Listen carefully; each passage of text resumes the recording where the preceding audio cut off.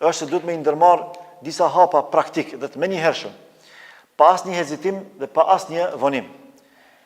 Kultivimi dhe përshpejtimi i pendimit sinqert, por pendimi i vazhdueshëm. Derisa Allahu na thret neve në Kur'an gjithë dhe pas një përjashtim, pa marrë parasysh se a je dietar apo je një musliman i thjeshtë, një musliman i rëndomt, gjithë kemi nevojë me u pendu. Parasysh se gjithë jemi gabimtar.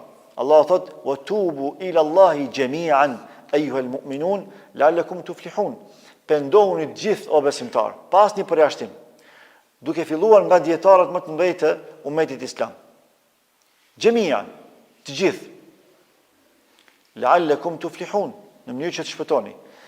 Sa më shumë që e përmendim, e përkujtojmë edhe e aplikojmë pendimin, aq më afër shpëtimit do të jemi.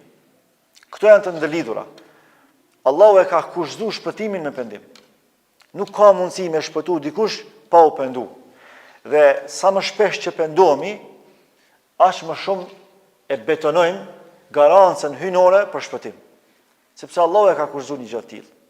Pastaj Allah thot: "Ja ayyuhalladhina amanu", o ju që keni besuar, tubu ila Allahi tawbatan nasuha, pendohuni tek Allahu me pendim sinqert. Pse e ka bërë Allahu këtë thirrje? Sepse kjo është thirrja për zgjim.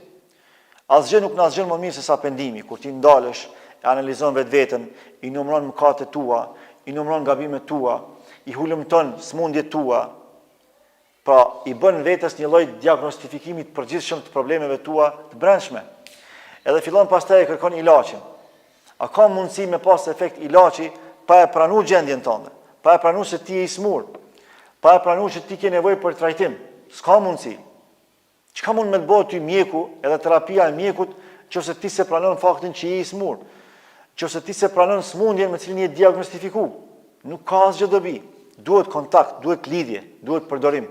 Dhe hapi i parë që duhet me ndërmarr është me u pendu, menjëherë, me u nal, me analizu veten edhe me u pendu. Ky është zgjimi më i mirë që mund t'ja bëjmë vetes. Prandaj pejgamberi Allahu ndon se i pagabushëm ka qenë, i mbrojtur nga Allahu për gabime fetare, ai prapë ka praktikuar pendimin. E ka pas terapi të përditshme pendimin. Astaghfirullah wa atubu ilej. Kërkoj falje tek Allahu dhe pendohem tek ai, sepse zemra ka nevojë për këtë terapi.